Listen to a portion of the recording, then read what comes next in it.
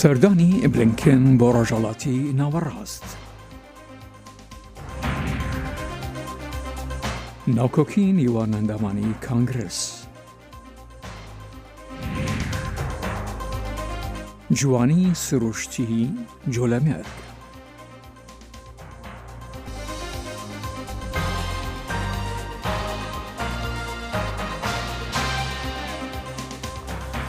تەماشاچی لێ خۆشەویستی دەمەتان خۆش لە واشنگتن دیسیەوە خۆشەتنەوە ڕای بەرنامەی کورد کۆنەکشن هەینی 28 مانگە 5 ساڵە 2021 درودە هەوکارم ساڵە دەمیجار و من جانەدیلان پێشکەشتان کەیم ئەویدەوارم دەبێگی خۆش وەلمان بوونە سەر.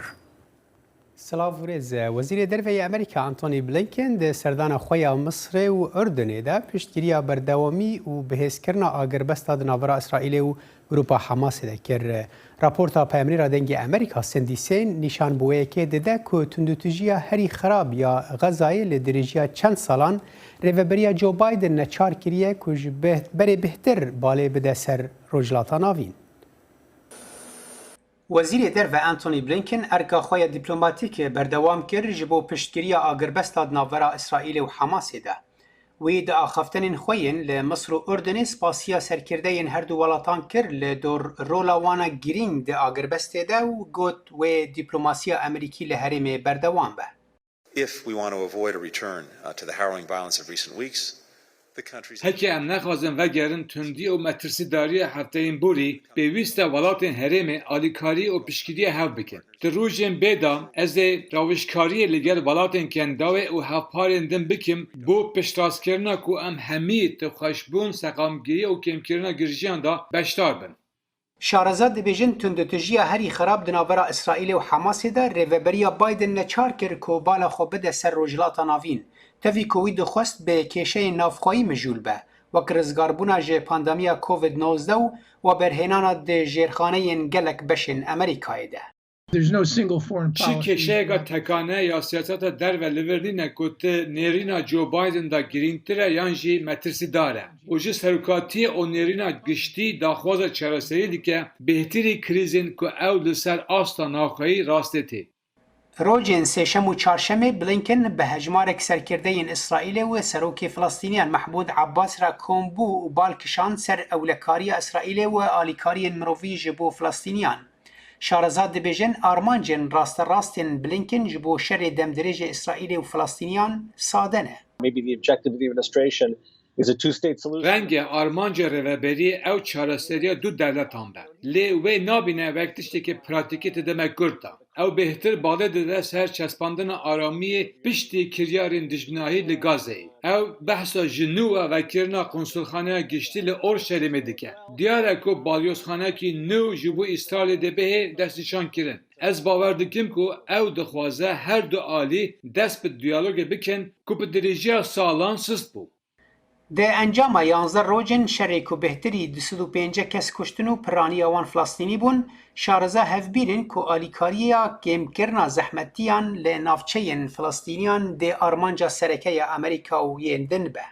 But we are going to try to do what we can. Lê em dê hewl bidin tiştê ku em dikarin bikin ji bo kêmkirina girjiyan û gihiştina alîkariyên mirovî li derveyê alîkariyên ji nû ve awakirina Gazeyê. Ew zehmettir e ji ber ku pirs ev e ka em ê çawa Gazeyê ji nû ve awa bikin bêyê ku em Sûdê bigihîne Hemasê. Ew kêşe ti sala 2014 de çareser nebû. Dema ku vêranî gelekî mezintir bû. Ez bawer dikim çêkirina wê vê carê jî gelekî dijwar e.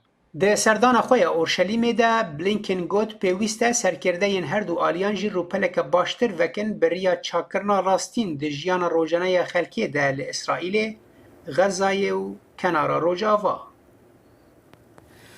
دیارە هەڵبژاردننی هەر 4 ساڵی سەرۆکۆماری لە ئیراندا کارێکی تەندروستە و ئەو هەڵەبوو هاوڵاتیان دەڕەخسێنی بۆ ئەوەی نوێنەرانی خۆیان هەڵبژێرن. چەند ڕۆژ لەمەوبەر ئەنجومەنی خبرگان کاندیدەکانی ڕاگەیان و بۆ تاوتوێکردنی ئەم بابەتە دکتۆر ئازادە موحەمەدیانی شارەزایی پەیوەندیێنەوەتەیەکان ڕاستەخۆ لە تورکیاوە لە ڕێگای سکایپەوە لەگەڵماندایە.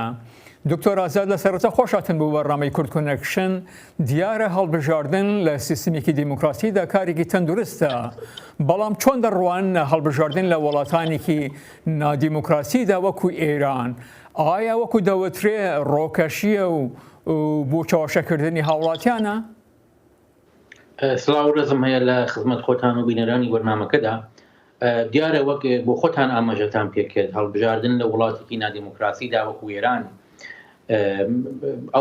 ئەو شێوەی کە دەبێت لە وڵاتێکی دیموکراتیکدا هەڵبژاردن نوێنەرانی خەڵکی ئاکامەکەی هەڵبژاردنی نوێنەرانی خەڵک بێدیار لێ ناکەوێتەوە کۆماری ئیسلامی ئێرانیش هێندێک دامەزراوە و نەهادی دیموکراتیک بوونی هەیە بەڵام نە یاساکەی نە شێوەی بەڕێوەبەری ئەو وڵاتە ئیزن بەوە نادا کە هاوڵاتیان لە کەشوهەوا و دۆخێکی دیموکراتیک و ئازاددا بتوانن نوێنەرانی خۆیان هەڵبژێرن و لە ئاکامدا دیارە تا ئێساس لە ماوەی 42 ساڵی ڕابردوودا دیومانە هەڵبژاردنەکان ناتوانن گۆڕانکاریەکی ئەو تۆ لە ژیانی خەڵکی ئێراندا بەدی بکەن بۆ چون هەر پێش ئەوەی کە هەڵبژاردن دەست پێ بکە نیوەی کۆمەلگای ئێران کە ژنانن بۆ کاندیدابوون لە هەڵبژاردننی سەرۆک کۆماریدا دوور دەکرێنەوە پاشان باقی مەسەبەکانی دیکە بەغەیرە شیعەکان لە ئێراندا تەنیا ڕجۆلی سیاسی وەک تەقبیرێکە شورای نیگەهبان لێ دەکات ڕجۆلی سیاسی و پاشان مەذهبی شیعە دەتوانێت ئەو ئیزنەی هەیە و ئەو مافەیە خۆی پاڵێوێ کە کەواتە بەشێکی زۆری کۆمەلگای ئێران هەر لە پێشدا هەڵدەپەسێردرێ و لە ئاکامیشدا هەڵبژاردن بەو کارێک کە شورای نیگەهبان دەیکا و ئەو ڕەدی سەلاحەتانە بەشێکی دیکەی کۆمەلگای ئێران مەحروم دەکات لەوەی کە بە شێوەیەکی ئازادە نەبتوان ڕێی بدەن. دکتۆر ئازاد لە ڕۆژی سێشەمە شورای نیگەهبان حوت لە کاندیدەکانی ڕاگەیان کە زۆرتر باسی ئیبراهیم ڕئیسی دەکرێت بەڵام دەزانی کەسانێکی دیار و ناودار وەکو سەیدە جەلیلی و مەحسن ڕزایی هەیە لێرەدا کێ شانسێکی زۆرتری هەیە کە بباتەوە؟ دیارە نەزەر سەنجەکان تا ئێستا ئەو شتێکەوە دەرکەوتۆ لەو ڕێژەیەی کە خەڵک دەنگ دەدا کە دیارە ئەو ڕێژەیە کە ئێستا خەریکن دەنگ دەدەن ئەو ڕێژەیەن کە پشتیوانانی سنەتی کۆماری ئیسلامی ئێرانن دەکوترێ بینی 20 تا 25% خەڵکی ئێران پشتیوانی سنەتی کۆماری ئیسلامی ئێران و ئەوانە لە هەر دۆکێکدا دەچنە پای سندوقای دەنگدان و دەنگ دەدەن و دەنگی ئەوانش دیارە ئاکام و ئاراستەیەکی ئیدئۆلۆژیکی هەیە و تا ئێستا ڕئیسی لەو کەسانەیە لەو دەموچاوانەیە کە ئەگەری ئەوەی هەیە ئەگەری زۆری هەیە بێتە سەرۆک کۆماری ئێران بۆچی چون هەر لە دەورەی پێشوشدا ئێمە دەماندی ئاراستەی شێوەی ڕەدی سەلاحێتەکانی شورای نیگەهبان و نەهادی ڕاهبەری لە ئێراندا بۆ ئەوە بوو کە بتوانن ئیبراهیمی ڕئیسی بکەنە سەرۆک کۆماری ئێران کە نەیانتوانی ئەو بەشداریە زۆرەی کە خەڵکی ئێران کردیان لە هەڵبژاردنی پێشوودا.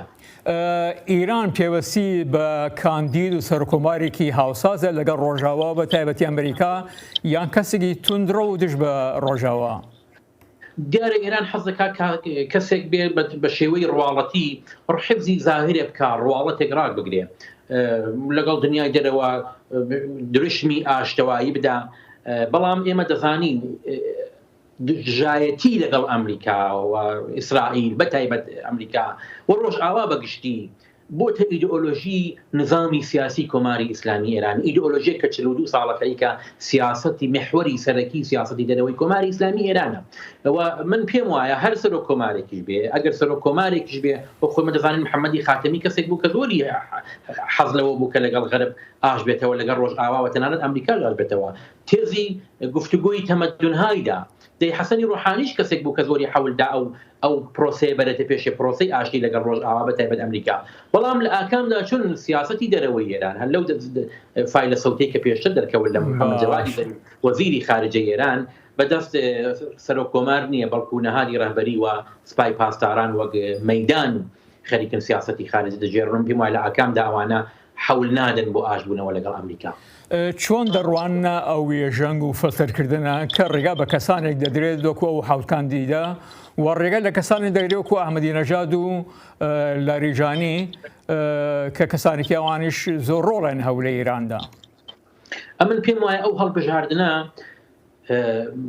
لێکەوتەی دەبێت لێکەوتەی ئەو هەڵبژاردنە شتیە ئەوەیە کە حەڵقە یا بازنەی نزیکان و خودیهای کۆماری ئیسلامی ئێران بەرتەسکتر و چکۆلەتر دەکاتەوە بە حەزبی دووبارەی ئەحمەدی نژاد و جەوادی لاریجانی کەسێک کە 12 ساڵ سەرۆکی پارلەمانی ئێران بووە و بنەماڵەیەکی بەهێزی هەیە لە سیاسەتی ئێراندا من پێم وایە دایرەی نزیکانی بەیتی ڕەهبەری کەمتر بووە و ئەوە وا دەکات لە داهاتوودا ئێمە سەحنەی سیاسی ئێران بە جۆرێکی دیکە مەجبور خوێندنەوەی بۆ بکەین بۆی کە جریانێکی نوێژبەنیوی ئەتریانی ئەحمەدی نژاد ساز بووە لە فەزای سیاسی ئێراندا کە جریانێکی نوێیە. دکتۆر ئازاد محەممەدیانی شارەزای پەیوەندی نوێتەوەیەکان زۆر سپاس بۆ بەشداری لەگەڵماندا.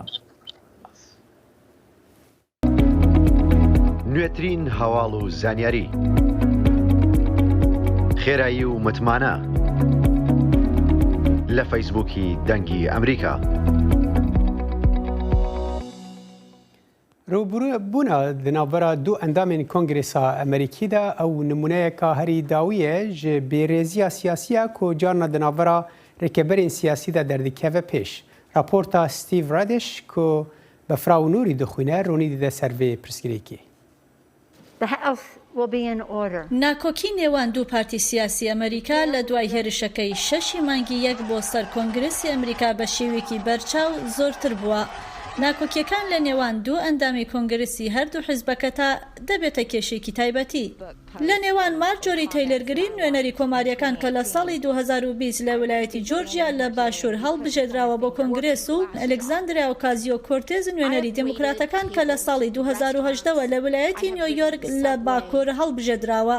دەوترێت تەیلەر گرین لە کاتی چوونە دەرەوەی لە قاتی ئەنجومەنی نوێنەران لە 12 مانگی 5دا بەرەنگاری ئۆکاسیۆ کۆرتێز دەبێتەوە و یەقەی پێ دەگرێت لەسەر ئەو شتەی کە تەیلەر بە سوسیالیستە ڕادیکاڵەکان ناوی دەبا. بەڵام ئۆکاسیۆ کۆرتێز وەڵامی ناداتەوە و ڕۆژنامەی واشنگتن پۆست دەڵێ تووڕەیی پێوە دیار بووە. دیارە هەندێک ڤیدیۆی بڵاو کردبووە مەبەستمەوەیە بڵم ئەم ژنە کێشەی هەیە و بەڕوونی دیارە پێویستی بە هەندێک یارمەتی هەیە. ئەگەر بمانەوێت باسی دەستێژی بکەین ئەگەر بمانەوێت باسی هەڵسوکەوتی شەڕانگێزانە بکەین پێویستە چاوپێکەوتین لەگەڵ دیموکراتەکان بکەیت و ئۆکاسیۆ کۆرتێز دەبێت بتوانێت گفتوگۆ لەسەر ئەوانە بکات. دیبیتەکان لە دەرەوەی کۆنگرس بەقەت شەڕەکانی ناو پەرلەمانی بریتانیا قورس نەبوون. هەروەها شەڕەمستێژ لە نێوان ئەندامانی کۆنگرسدا هێشتا ڕووی نەداوە. Did he make those remarks? ئەوە بەشێکە لە دیەنەی دیموکراسی دژمنایەتی ناکۆکی تەحەدای ئەوی دیکەکردن و هەموو ئەمانەی تێدایە. ڕۆبێرت تالس مامۆستای فەلسەفەیە لە زانکۆی ڤاندەربیڵت و نووسەری کتێبی ئۆڤەردوینگ دموکراسیە. ئەو دەڵێ لە کۆتاییەکانی 1970ەوە پێگەی ئەمریکایەکان لەسەر سیاسەتەکانی حکوومەت گۆڕانی زۆری بەخۆیۆ نەبینیوە. ئەوەی لە ماوەی 20 بۆ 25 ساڵی ڕابردوو تۆختر بووە دژمنایەتی نێوان پارتەکان بووە.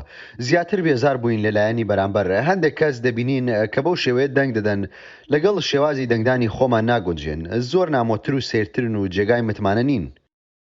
مۆناڵینا کرۆگ لە زانکۆی ڕادگەرز وانەی زانستی سیاسی دەڵێتەوە و نووسەری کتێبی Violence Against Women in Politics ئەو دەڵێ ژنان لە سیاستدا ڕوبەڕووی ئاستێکی جیاوازی نامەدەنی دەبنەوە.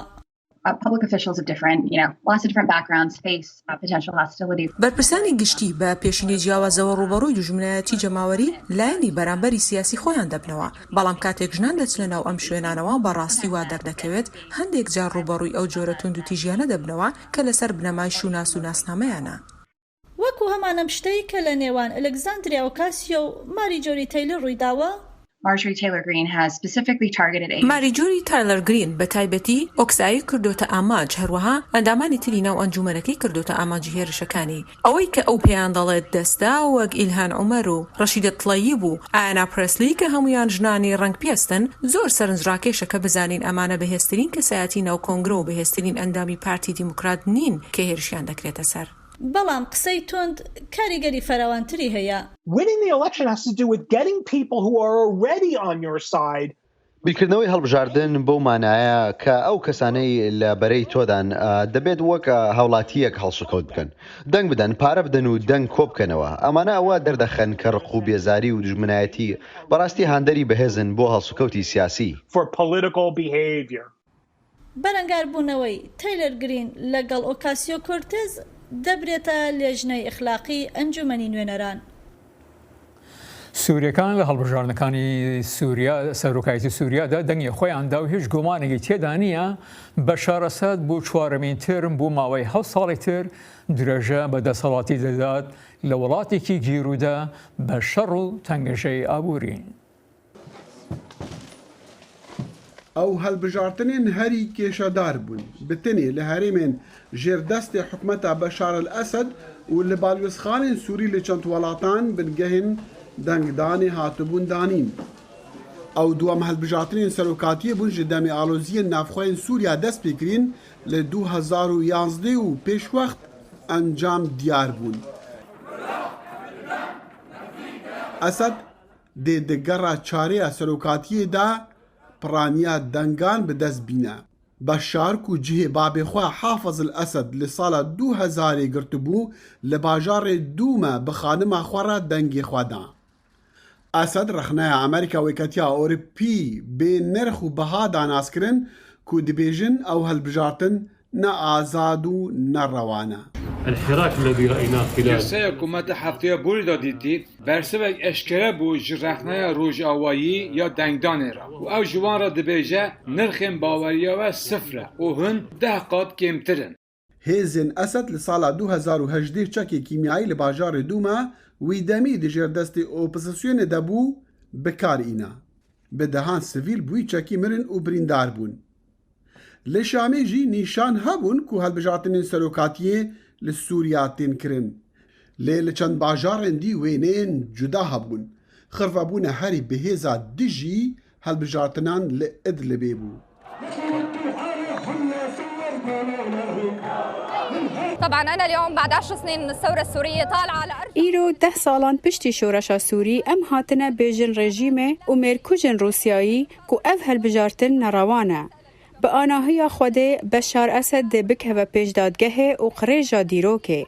دو کاندیدین دی د بریکانی دبون لی اوقات نناس کریبون لوان نتوانی گرتی پیامک دابو اسد کو او هلبجارتن نبشکن جه پروسه آشتیه. امریکا و ایکاتیا اورپی جی دی بیجن او هلبجارتن نه آزاد و نه روابون.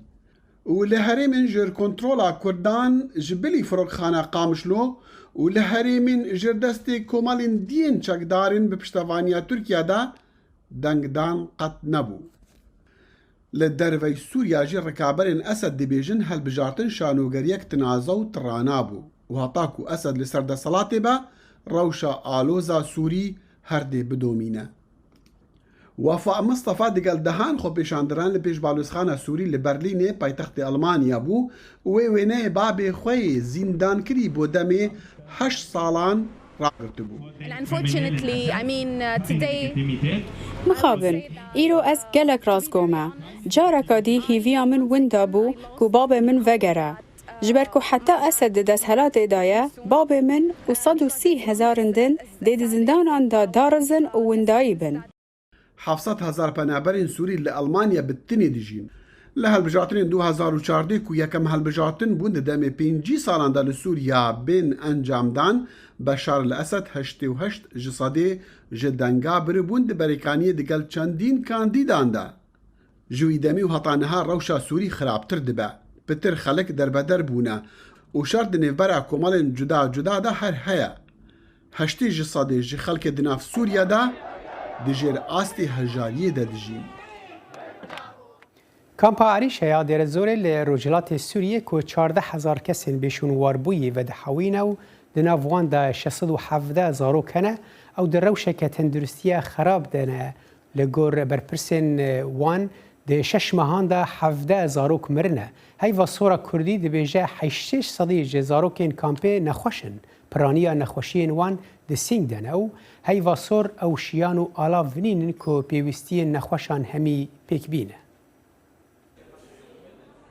لکامپا عریشا یا تایبت به پنابرن دیر زوری 14,000 کس هنه. هجمار زاروکان دناف کامپه ده 617,000 کن. روشا تندرستیه جبو زاروکان لکامپه پر خرابه. لگوری سرجمان فرمی گو دناوا 6 ماهان ده 17,000 مرنه.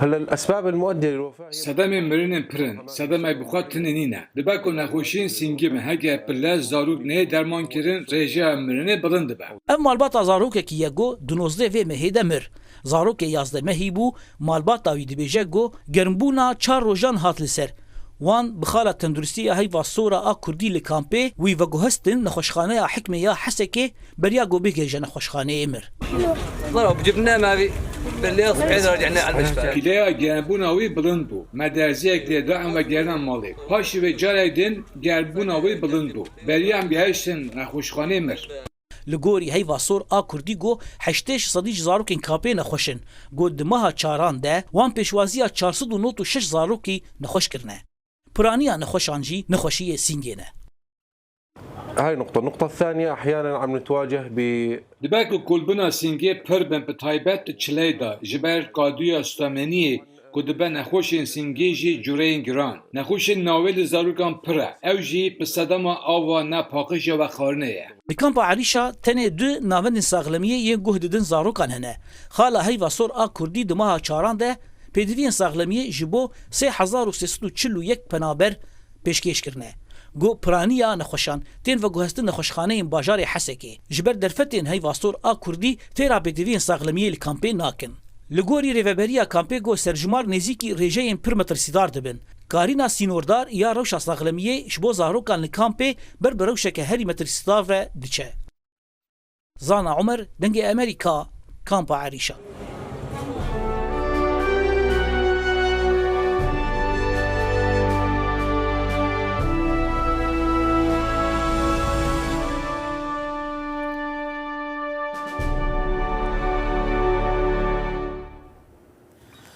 بهێنە پێشچاوی خۆت ئەگەر تەمەنە تەنیا یانە ساڵ بیت و لە بریەوەی بچیت بۆ خوێنگاوە و یاری لەگەڵ هاوڕێکانت بکەیت بگەڕی بەناو زبڵ و خاشاک بۆ ئەوەی نانی خانەوادەکە دەربهێنێت.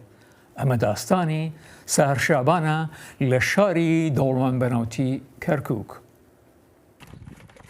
گەڕان بەدوای بژێویدا لەنێو خۆڵ و خاشاکی کۆکراوەی ماڵان بۆ سەحەر و براکانی بۆ تاکاری ڕۆژانەیان لەکوێش لە شاری کەرکووکی دەوڵەمەند بەنەوت.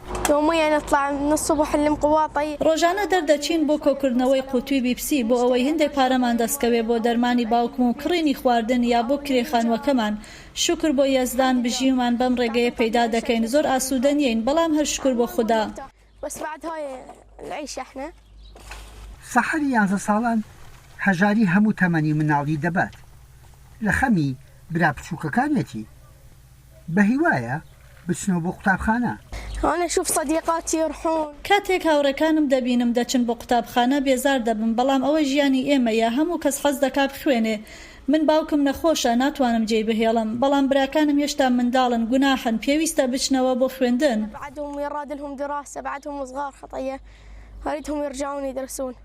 ئەو قوتووی بیپسی و شەربەتانەی ساتی خواردنەوەیان لەزەت بەخشە دۆزینەوەیان بە خاڵی و لە نێو زبڵداندا بۆ سەحەر و براکانیشی هیوایەکە بۆ بەردەوامیدان بە ژیان. فرۆشتمان لە بەیانیەوە خۆم و براکانم ئەوەی کۆمان کردبووە 1000 دیناری کرد. ئیستا کارکەمە و گەرمایە. ئەو داهاتەی پەیدایان کرد کەمترە لە $1 بەڵام هێشتا سەحەر هیوایەکی هەیە تا باوکی چاک بێتەوە و ڕۆژی ژیانیان بگۆڕێت. تشتغل مثلا كهربائيات ئیشوکاری کارەبایی ماڵانم دەکرد هەروەها بۆیاخی دیوار و کاری سەقفم دەکرد نەخۆش کەوتم و چاوەکانم نابینن ئێستا هەموو بژێویەکمان لەسەر شانی ئەو کچە بچووکەمانە. سەرڕای تەمەنەکەی ئەم کیژۆڵەیە بڕیاری داوە بەردەوام بێت خۆی و براکانی و تیکتۆکەکەیان ڕۆژانە لەو گەرمای هاوینەی کەرکووکدا زبڵدانەکانی شار تێی ئەکەن. بەردەوام دەبم لەسەر ئەم کارە تا باوکم چارەسەری بۆ دەکەن و دیسانەوە چاوەکانی ببینێت و ماڵێکمان هەبێت و منیش واز لەم کارە بهێنم. یەحیا بەرزنجی دەنگی ئەمریکا. ئاردیگاریە هەرێما جۆلەمێرگێ ji çiyayên bilind pêktê û gelekê cihên geştiyarî lê hene û balkêşin û Sulavên Marinos yek ji wan cihan e ku 56 kîlometr ji navenda Hekarî dûr e.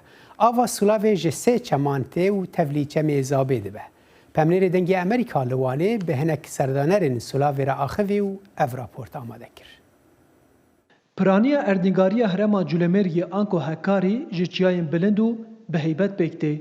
Di nava van çiyayên bilind û asê da gelek cihên xweş hene. Yek ji van cihên xweş jî avrêja Marûnisê ye. Ev avrêj ji navenda bajarê Culemeriyê 56 kilometra dûr e û li gundê Marûnisê ye. Kesê ku serdana vê avrêjê dikin di destpêkê da tên nava gund û ji wê derê jî di nava çiyayên asê da heya ser avrêjê dimeşin. Dema ku digihin ser avrêjê helma avê rûyê wan dide û heybet û guragura avê û bêhna hêlîzê ya xweş wan pêşwazî dike. Avrêja Marûnisê ku li quntarê çiyayê Katoya Marûnisê ye ji erdî nêzî 3 metra bilind e. Ava avrêjê ji sê rûbaran pêk tê û ber bi çemê zapê ve diherike. Gundê Marûnis Culemeriyê 2 saeta nêzîkî 2 saeta dûr e. Astanga ya berê ye ev astange zû de hatiye çêkirinê. Gundiyet me jî gund tên lê vê astangê derbas min çine zozana. Rêya wê piçekê nexweş e belê ber wê dikevîtin yani cihekê hindî xweşkok e. Komek ciwan jî ji bo dîtina avrêja Marûnisê ji bajarê Wanê hatine û heya berberê êvarî demek xweş derbas kirin. Di nava van ciwanan da Barış İliş wiha behsa seyrana xwe dike. Ez îro hatime ser wê sûlavê bûm mêwanê baran hatime ser sûlava Marûnisê em ji wanê hatin û me pir begem kir cihek pir xweş e pir delal e ber hatina me ber ezaba me ket. Kesên ku bixwazin herin serdana avrêja Marûnisê divê ji leşkeriyê destûra taybet bistînin. Ji ber ku walitiya Hekariyê her sal bi sedema şerê di navbera artêşa Tirkiye û endamên Partiya Karkerên Kurdistan PKK da gundê Marûnisê û deverê wê qedexe kiriye. Baran Kurd dibêje ku gund û zozanên wan pir xweş e lê ji ber qedexeyan hin astengî derdikevin pêşberî wan. Ev sülava hûn bînin ev avêl sülavê têtin hemî zozanê me têtin. Zozanêt me nêzîkî 20,000 pazê koçer têne ser. Yani cihekî hinde xweşkok millet gelek qestavê diket. Bez belê hin jî zanînê cihê me zû de were bîcekê ber siyasî tiştê sıkıntî ber hindê em yani millet bi stehî nayê tevê derê. Belê yanî li ber wê ewdiyet kevît û bi stehiyet kevît min û bê tevê derê ger hîtin bête ser warê xwe bête ser cihê xwe. Herî dawî Baran Kurd ji bo temaşevanên dengê Amerîka strana heyran dirabe got. Heyran dirabe bhoyeman o yeman çîne zozana diloyemana xwedê kebran kan çêke bhoyeman o yeman şaxê diberana diloyemana xwedê. Arif Aslan, Dengê Amerîka, Culemerg. Bi vê raportê Kurd Connection'a îro bi dawî hat ta cara bê silavên hevkarê min Heyder Kerîm û Ferhat Felahî li kontrolê û li vir li stûdyo Canî Dîlan û min Salih Demîcer ji bo we her şad û bextewar bin.